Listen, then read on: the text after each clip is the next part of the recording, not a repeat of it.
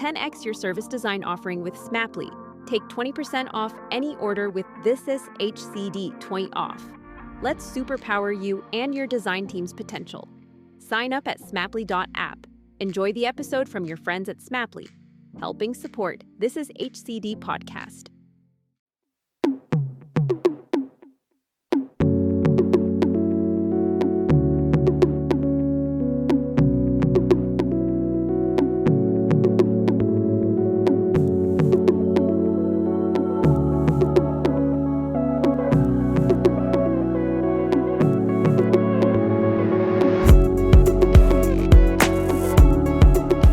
Hello and welcome to another episode of Bringing Design Closer. My name is Jerry Scullion and I'm a service designer and founder of This Is HCD and CEO of thisisdoing.com, where we provide live online design and innovation classes, providing training for service designers, design researchers, product managers, user experience designers, content designers, and much, much more. Now, in this episode, I'm delighted to welcome Melbournian Donna Spencer, a name that should be familiar to many information architects and user experience designers from around the world. Donna has over 20 years experience and has lived and breathed the full design lifecycle many times and has seen the strategic design industry evolve. Donna has written 3 books. Number 1, A Practical Guide to Information Architecture, 2, Card Sorting and Rosenfeld Media, and 3, Copy for the Web. And as you will learn in this episode, Donna has 2 more books in the pipes, so she's a busy person. Now, in this episode, myself and Donna speak openly about what an information architect actually does. Something that many of you may already know, but it's interesting to hear from Donna's perspective how information architecture sits within the world of user experience and also how it can benefit anyone in the delivery of services. Information is critical in the current time that we find ourselves in, and we speak about what makes IA skills really important in an ever-changing world. Now, both myself and Donna spoke about dedicating this episode to the memory of our common friend, Sam Thebridge, who sadly passed away last year. And I've spoken within my circles about dedicating an episode to Sam at some point, who is an ever-present member of the UX design community whilst I live there. We miss you terribly, Sam, and we will always keep you in our thoughts. Let's get into this episode. Donna Spencer, a very warm welcome to Bringing Design Closer. How are you? Very well, thank you. How are you?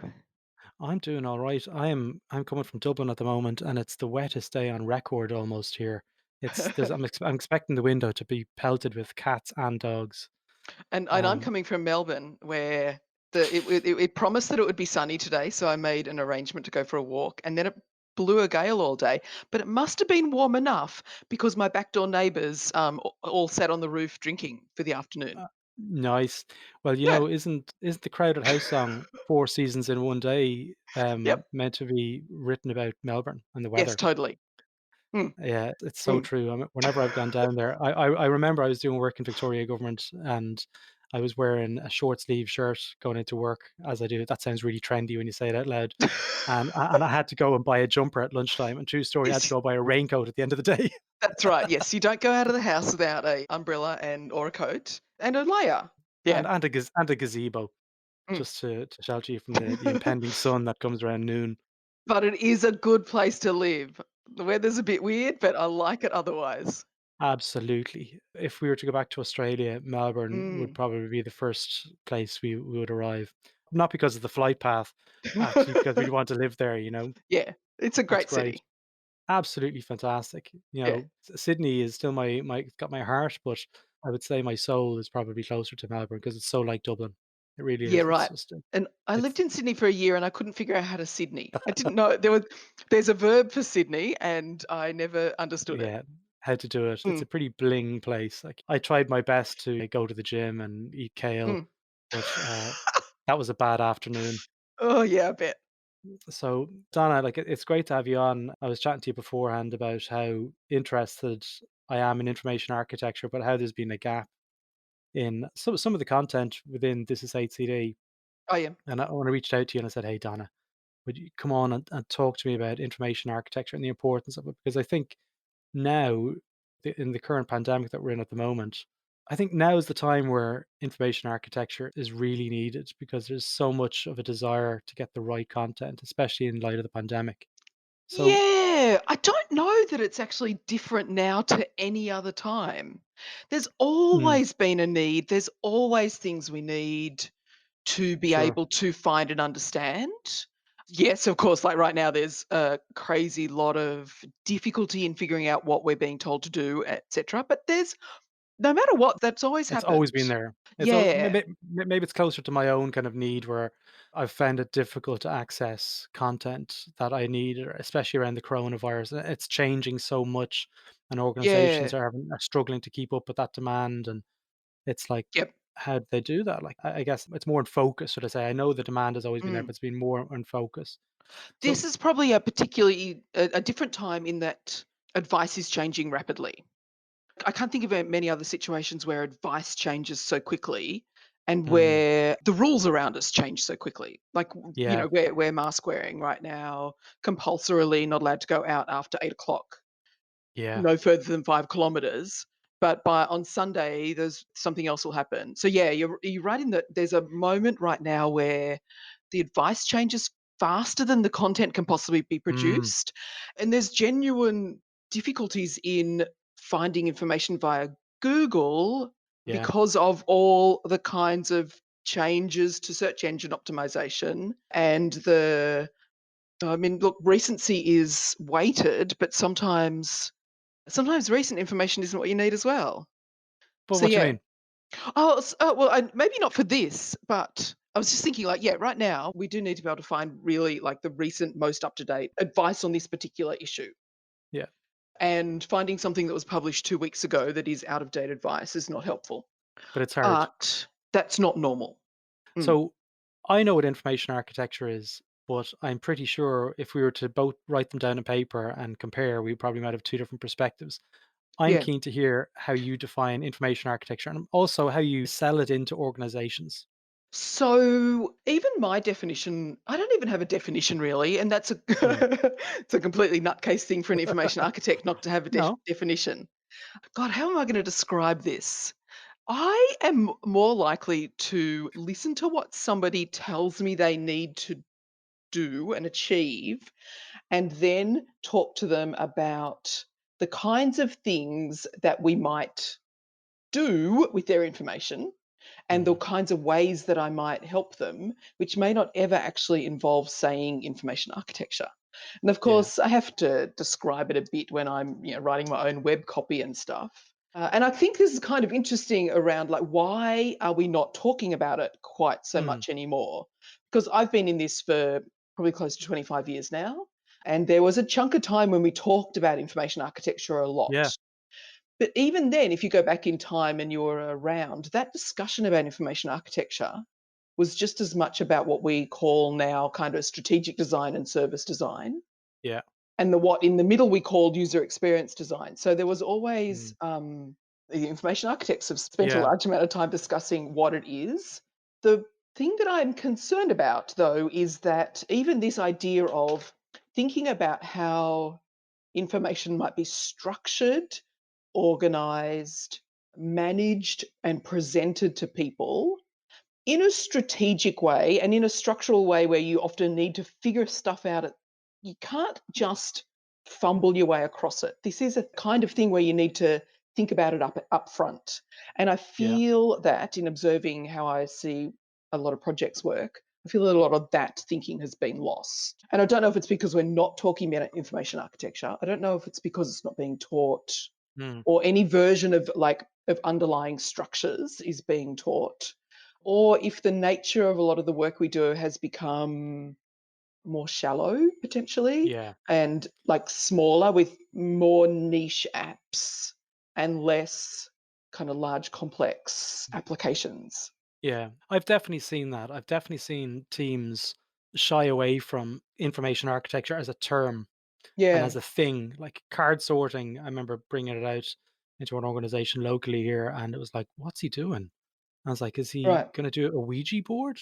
It was like it was I was like, "No, I'm doing a card sort." Like, to me, it's one of the most authentic pieces of UX in Yeah, terms of actually trying to help understand the current situation and where the information is sitting within an organization. and how But, people think about it. Like and how it's they still a think great technique for understanding how people think about concepts and what goes together and why it goes together. and the mental models, and it's Yeah. deeply entwined with research. Yeah. And as a research technique, it's often overlooked. It's like people just jump straight into one-on-ones and jump into these other Yeah. things. But it's one of those skills that I haven't seen too many UX designers, believe it or not, stating that they can do IA. And I'll Yeah. be honest, hands up, I'm not. It's something that I don't really say that I'm an information architect. Yeah. I do skills of an information architect, but Yep. there's definitely gaps there globally within the Mm. UX community, and I think it's because UX is suffering from a brand identity. I think that I mean, I've always thought about how teaching happens and what's easy to learn. The Mm, things that are easy to learn are things that you can teach in a quite procedural way. So you yeah, can teach people how to do user research. You can say, this is how you do an interview. Go do some interviews. This is how you draw wireframes. Go draw yeah, some wireframes. This is how you make a prototype. Go make prototypes. yeah, It's harder to teach somebody.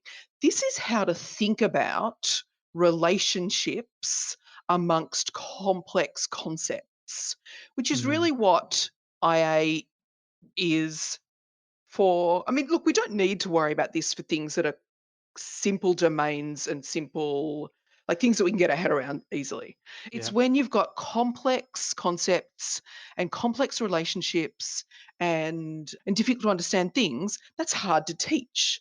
So if mm, you're assembling a program for a boot camp, for example, or something like that, and you're thinking, what are we going to teach? Okay, the teachers are going to default to the things that can be taught in a time period that look like that people walk out with having a representation of what that teaching is. And yes, you can teach somebody to make a sitemap, but if you don't teach them how to think about yeah, content and complex relationships and modeling mhm, and those harder structural ideas, if you haven't taught them think about that, then you've got a little basic hierarchy. yeah, And that's no better than we were doing in 1998. yeah. So there's a new term that a good friend of mine, Sarah Richards from GDS in the UK, wrote a book called Content Design, and Mhm. a lot of the kind of methods from within the discipline of content design echo that of Yeah, information architecture.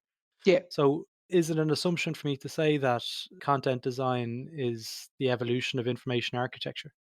Well, I wouldn't say that those two concepts should be connected Mm. together like that. But what we can say is that content people, oh God, I hate using role words as well. But let's say content designers, understanding that content designers do a broad range of things. Yeah, Content designers do activities and have skills that in a previous time might have been in a role called information architect. yeah, So content designers usually excellent at figuring out how to communicate, and a lot of times communicating is about structuring and putting pieces together and figuring out that flow of educating somebody from you know a little bit and you figure that out, now we're going to introduce a bit more and now we're going to introduce a bit more. So content designers do a lot of that kind of mm, work. I am unsure about whether that kind of role also does things like broad content modeling and identification of chunks and grouping. And I suspect it sometimes happens in that role and sometimes it doesn't yeah. because we're all different and have Uh, different skill sets. Absolutely, and everyone's unique, and everyone has bulks of experience that brings a different facet to Yeah, the discipline. We're not defined by our labels. but we Um, are, and that's a problem. we are in organizations, but from us within the community, we're not defined by like No, I don't present myself really as anything anymore. I'm just Jerry, and I've got yeah. experience in these areas. I'm Donna who's Um, really good at this thing, and those things don't seem to be relate to this thing. Like I'm a yeah, really good facilitator and I'm a really good detailed IA and I'm a really good strategic IA as well. And those yeah. things are not usually in one head, but they're But in this weird head. isn't it funny that we say that now, but organizations are still procuring the label. So, Yeah, because that's easy. I'm literally working on a project around identifying occupations and the skills that underlie those occupations and figuring out how we can make recommendations to people on things that they might be able to do in the future based on skills they picked up in the past. And it's really mm, crazy good work and it's really interesting. But I keep fighting with myself because roles don't define us. And deep into this concept of being able to recommend potential things that you might do in the future based on what you've done in the past is an enormous assumption about what is Absolutely. done in a role. And I'm like, Yeah. I'm gonna break my head. Because sometimes you can take on a role, and if you've got experience, you can say when you go in the door, actually, this isn't what you actually need is that over there. Yeah. And I've got experience in that, and I'm going to do that for a while, and then I'm going to come back to this piece because I can't do this without that. Organizations don't it's an assumption here, but they tend not to have that experience of being able to really articulate what they want or need. No. No, it'd be really good if instead of thinking, I need a UX designer, people thought, what I need on this team is a person who can talk to the customers and understand what customers want deeply and represent that in a way that the rest of the team can make decisions. And it'd also be really good if they could write. Yeah. If we could think about what we need and what gaps exist in a team skill set. I did some work on this last year and the year before when I was setting up a design team around and I haven't followed it up because I got busy.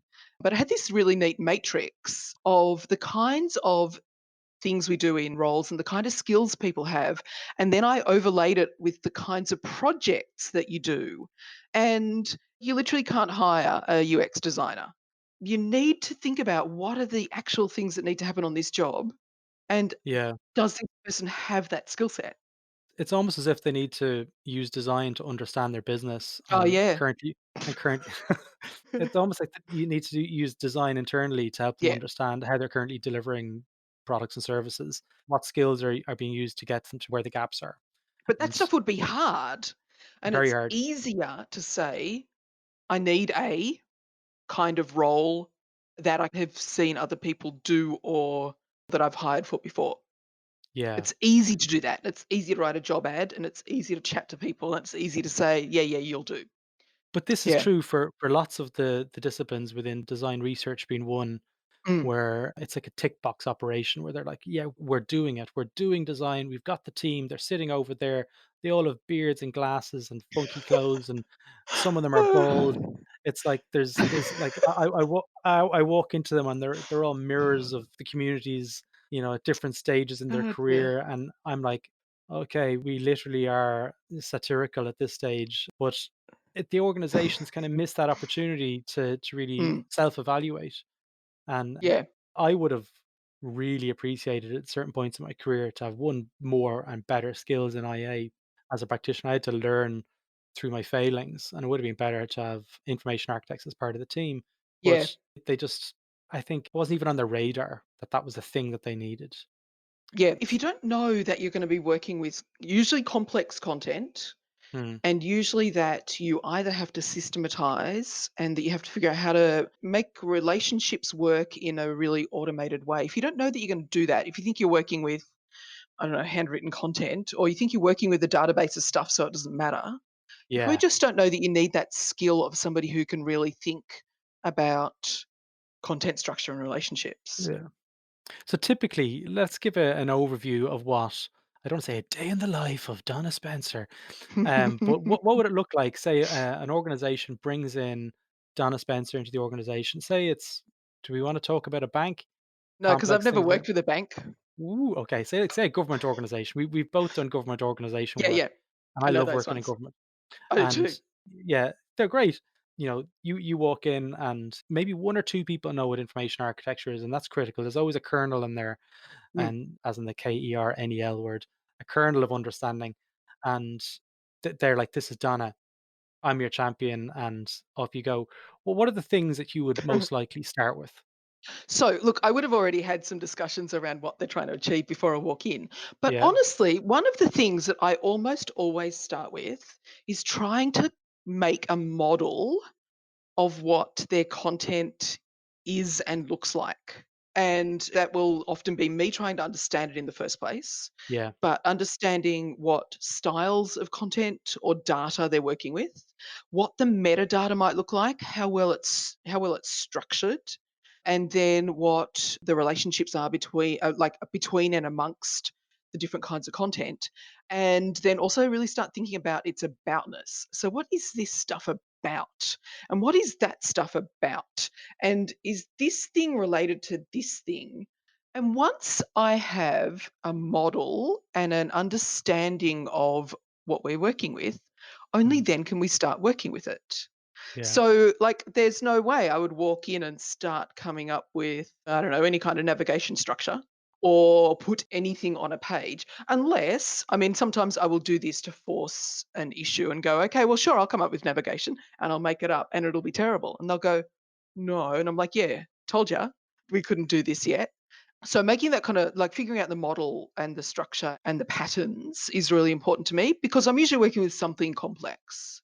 What would that And look like? then, well, sometimes it looks like a big messy diagram. Yeah. Sometimes it looks like lots of discussions and lots of poking and prodding. Sometimes it looks like a spreadsheet. It certainly never looks nice. No. I always look at, the start of my projects and I'm like, "WTF was that about?" Yeah. And it's like, they're more for me. They're not Yeah. really for the organization, they're more for me to get my head around things, Yeah. visualize the complexity. So I just did a content inventory for a small new client the other day, and I said to them, "Yes, I will do a content inventory and I'll give it to you, but Yeah, it's only a working document for me to understand what we've got here. yeah, It's not really a deliverable, and it's not something you'll do very much with except for when we do a migration. But it's me. I mean, that's what you have to do as particularly as a consultant is you have to spend an amount of time learning the stuff that other people already know." yeah, And they might go, "Yeah, yeah, yeah, we all know this." And I'm like, "Yeah, but I don't." yeah. And then When we no find out that they don't either. Yeah, they say they do, but they don't. That's what I was Mm. gonna say. They're like, "Oh, we didn't really think about it like that." And Yeah. there's real value in just going through that, exercise, that pre-piece. But when you've Mm. got that kind of understanding, I'm keen for the listeners to understand more around what an information architecture does and how it complements other sub-disciplines of, say, UX and just the business as a whole. Yeah. There's no common kind of IA project any more than there's a common UX project. Yeah, So, for example, if I were working with a government agency on something like a website or intranet that's primarily unstructured advice style content, yeah, once we know what we've got, we're then, okay, what are we doing with this? We're trying to help people find and learn. mm, So we might be restructuring the content they already have into something that's easier to find and learn. And that then for a team involves making sure we understand how people think, where they are on their kind of knowledge journey. Like, do they already know a lot about this? Do they know the jargon?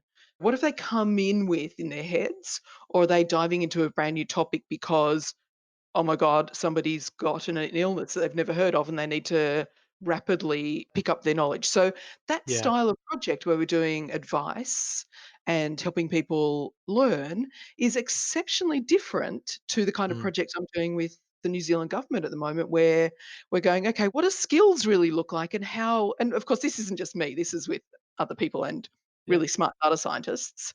But what does that really mean and how can we well, what kind of data do we have and what are we working with and how do algorithms work and how can we make automated recommendations on what you've done before?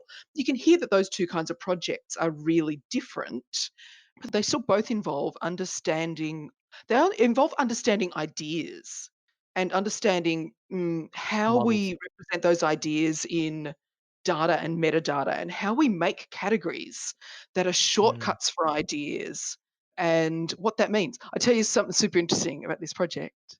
We're using a classification system that isn't our own okay. because we can't make one from scratch. It's like a crazy hard thing to make an occupation classification with a skills base from scratch. So we're using one, and it is one of the most biased things I've ever seen. So some of project Oof. and some of lots of categorization projects are, how do we do this in a way that doesn't have exceptionally large biases that are going Absolutely. to potentially exclude people Mm, from services, yeah. information, and this has been a thread in all of my work, though it's not always an explicit thread, but Mm, really keeping an eye on what's the consequence of doing this and what's the consequence of arranging information this way? And what's the consequence of putting a database field that says male and female? Yeah, Like, absolutely. that's not a thing.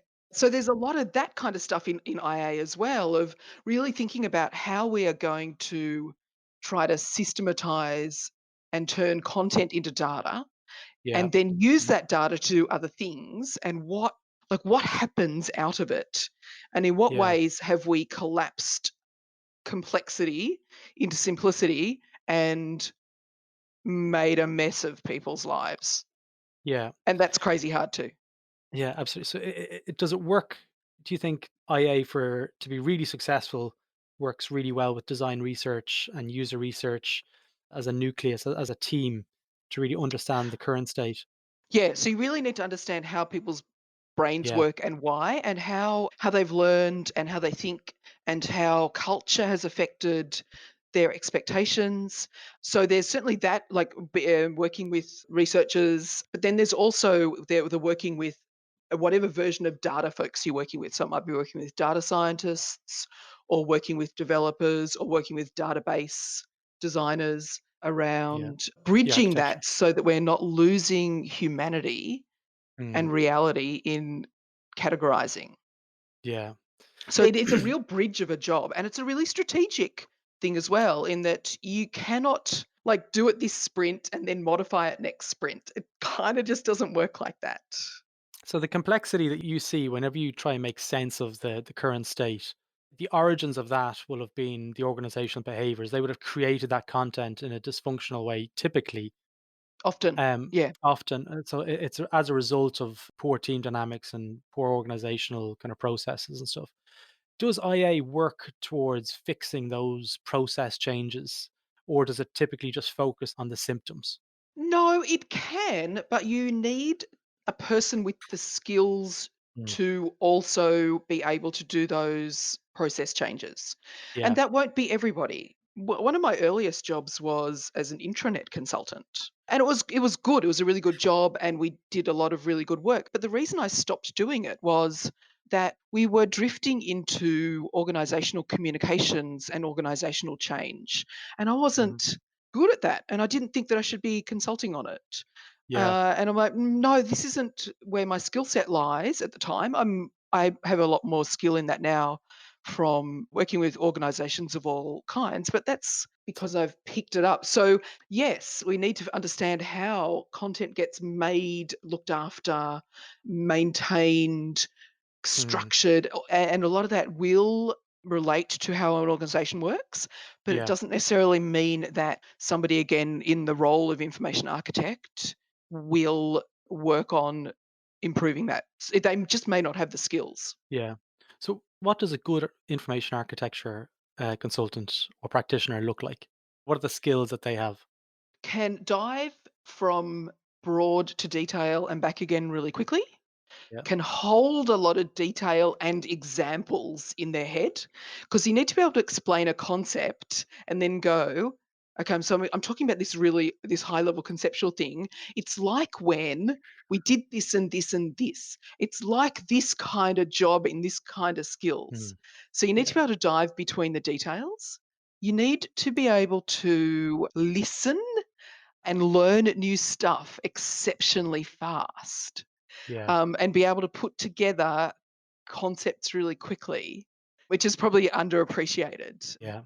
I think it's kind of I am more and more appreciating just all the weird things that I know that I've picked Yeah. up by working in funny kind of industries. But all those skills that you've just named are attributes of successful designers. Yeah. It's Yep. the ability to go big and go small and hold narratives and build Yep. story models and help build Yeah. trust, and Yep. they're all And you important. also have a level of detail, and you have to be interested in language and concepts and that kind of thing as well, which isn't all designers. Yeah. And you do not have to be visual at all. Donna, every time I speak to Donna, it's like, drop the mic, Donna. It's amazing. You're writing two new books. Yeah, Okay. yeah, but they're skinny.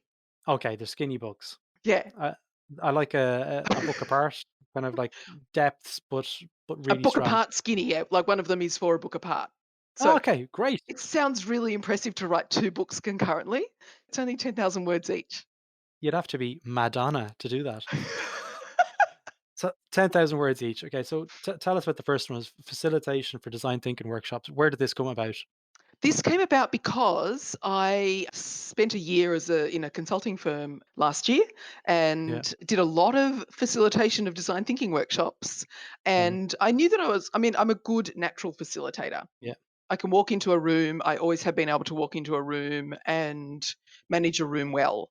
And I realized that not everybody can do that. And I thought, oh, I should unpick how I do what I do and why I am naturally good at it and turn that into something that other people can benefit from.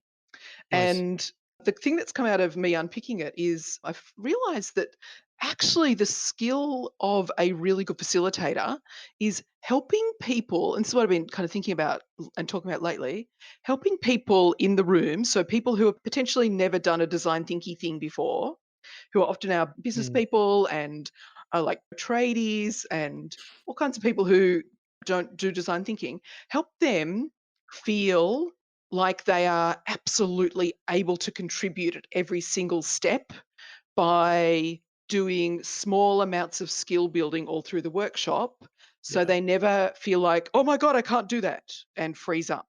And I think that's something that there's some of it in Lego Serious Play method, but I haven't Yeah. seen it or heard anybody else talk about it. I think that was Yeah. kind of neat. But it's an important skill of facilitation to make the people who feel that they can contribute actually contribute. And Turn that around. not even get them to the point where they feel like that they can't contribute, like head that off right from the beginning. So Yeah. they walk in and they're like, okay, first thing, oh, I did that. Second thing, I did that too. Oh, Yeah. look, I actually am okay to be here. I can add stuff. Oh, and then they do, Yeah. and it's amazing. Yeah. Absolutely. Breaking down the So, barriers. mm. The second book, when you said it to me, I was like, "That's a good book. I will buy that." And that's Presenting Design. Yeah, so this book's also about teaching people how to give good feedback. So it's as much about that as it is about figuring out what the point of presenting is. The point of Mm, presenting is not to show off how amazing you are. It's not to get praise. The point of presenting is to show something. And again, it's just, this and the facilitation concept cross over beautifully. It's mm. about showing something to people who aren't in it every day, but have a lot to contribute as far as like usually from the subject matter side and helping them learn to listen to you and understand what you're showing and helping them to give you great feedback so that the thing that you're collectively building is great. So it is never about you. It is never about showing off your work. It is Yeah. about helping. So this is not a critique book. It is not about working within your team. This is Mm, presenting to stakeholders. And that's all about understanding why you're doing it, telling stories, putting the thing that you're showing into like a day in the life of the person using it, not ever showing, like doing what we call a real estate tour, not ever saying, there's the logo, there's the navigation, here's a drop down, here are the things in the drop down, there's a filter, there's a mega yeah. menu, and all the jargon that we talk about. But really, like, again, bringing the stakeholders on a journey so that they don't feel stupid, so they feel like they can contribute, and so they don't say, "Oh, I think the buttons should be a bit more square." Instead of Mm, saying the buttons should be a bit more square, you want them saying, "I understand that. It'll work for these situations. I've just thought about a situation where it probably won't work, and I think that'd be worth us diving into in a bit more detail." okay. And no, we don't get taught this ever No, we anywhere. don't. It's very rare in any design degree or any of these kind of academia kind of models that I know of that teach how to present design, Yeah. and do it well. We talk a lot amongst ourselves as a profession about listening to users. We do not talk enough amongst ourselves about listening to our stakeholders and respecting the people we work with and Yeah. acknowledging that they have significant skills that just don't happen to be the same as our skills. Yeah. We just do not do that enough. Yeah. It took me a long time to understand that myself. It was, I guess when you work in complex Fair. organizations, it's like you sometimes know the answer months ahead of the organization, but that's not the point. The point is taking them Yeah. on the journey to get to the point, Yeah. and almost just being. I see myself as a facilitator 99% of the time, Mm. just bringing groups of people together to Yeah. get a shared understanding, and not to get to my objective, not to get to No. like, understand where I am and now I'm right. It's to It's not validate. about you. Not absolutely not. The design syndrome, it's 101, but too often that's the case. Yeah. A lot of designers and design teams have their agenda and they're trying to basically sell that agenda into the organization. Mm. It's not always about that. Like, We work for organizations. yeah, We provide services. yeah, It isn't actually ever about us yeah, as designers. yeah. There's a great book in that in itself. Yeah, I was the reason I was just hesitating, I was just trying to put my thoughts together there. I listened Mm, to this really good talk by Jeff Patton yesterday morning, our time, and there's no way I can really surmise it. repeat the amazingness of it. But what he was really talking about is product design and agile. And what does your team actually deliver? And are you delivering a service, not a product? Are you the product? But it made me like it. See, I'm just completely butchering it, but it was Yeah. amazing. I'm going to need to go back and figure this out myself. Anything that Jeff Yeah, Patton we is provide really services doing for has been great. people, Yeah, and we need to listen to them. And it's absolutely. not And about so us. We're not making products ourselves. sometimes it's knowledge and it's the exchange of Mm. knowledge and facilitation as a skill. Yep. But if you have a link to that, I'll throw a link to the Jeff Patton talk into the show notes of your episode. So Yeah, I'll if it's find it or I'll if it's find a available, summary of where he's talked about it otherwise, because I was like, "Oh, wow, a really good way of thinking, thinking about." I mean, he was talking about development a lot, but it absolutely applies to design. yeah. So We're providing a service to people, an organization, and we need to listen to them and respect them more. absolutely. So where are you at with the two books? The presenting design work is all the words are done. I will never touch those words again. And we're in that last phase of getting it Hmm. together and getting marketing ready and stuff. I'm waiting for somebody to answer me that I asked to write the foreword. So it's at that point. So Okay. I'd say, I think we're aiming at kind of October there. Yeah. The Nice. facilitation book is undefined at the moment, just Yeah. because, I mean, look, personally, I would prefer it to come out at a time when this is just selfish, where it can land on the world and this is how it really works. Yeah. It lands in Yeah. the world, and then I can immediately follow things up with it. And I don't want those follow ups to be requests Yeah. for Mm. hundreds of online facilitation workshops because it's not my favorite way of working. Yeah. I understand. I So I'm all right understand. if it waits for a little while. So But it's a October's really not good that book. far. The presenting design, yeah, I'm sure it is. Presenting design is not that far away then. No, that's who's pretty publishing it? close. That's Who's a book publishing that? apart. Yeah. Book apart. Okay. Yep. So it might be out at the time of this episode. So Oh yeah, we'll try and maybe. we Mm, might be able to tie it up and do something with that and do a link to buy the book and so forth. Donna, if people want to reach out to you, how do they go about doing that? this is easy. You Google me. Yeah. Donna Spencer is pretty easy. Yeah. Donna with two A's is pretty easy. I'm on the LinkedIn. Yeah. I'm not on all the other socials very much. And you've got a good website as well. I was on your website last night. My next door neighbor had Good the knob. visual design for me earlier this year, and he's Oh, amazing yeah, because really it's not my good. strength. Yeah, no, it was really good. I got the information I needed from it. So I was like, Great. she must have hired an information architect. Yeah, yeah. That bit's usually okay. It was like it used to be an ugly piece of work. Oh, Um, and I'm sure that's now it's not true. lovely because my neighbor is amazing. That's great. I'll throw a link to all of those into the show notes. But Donna, I want to thank you for your time today. It was really good speaking with you. Good talking to you. I don't get to talk to you enough. Yeah, well, let's do it again soon. Yeah. So there you have it. That's all for this episode of Bringing Design Closer. If you like this episode, feel free to visit thisishcd.com, where you can access our back catalogue of over 100 episodes, with episodes related to service design, product management, design research, and much, much more. Now, if you're interested in design and innovation training, feel free to check out our business, thisisdoing.com, where you can join online classrooms and learn from the world's best design and innovation leaders. Join the This Is HCD newsletter, where you'll receive updates from the network, and also, if you're interested, apply to join the Slack community on thisishcd.com. Stay safe, and until next time, take care.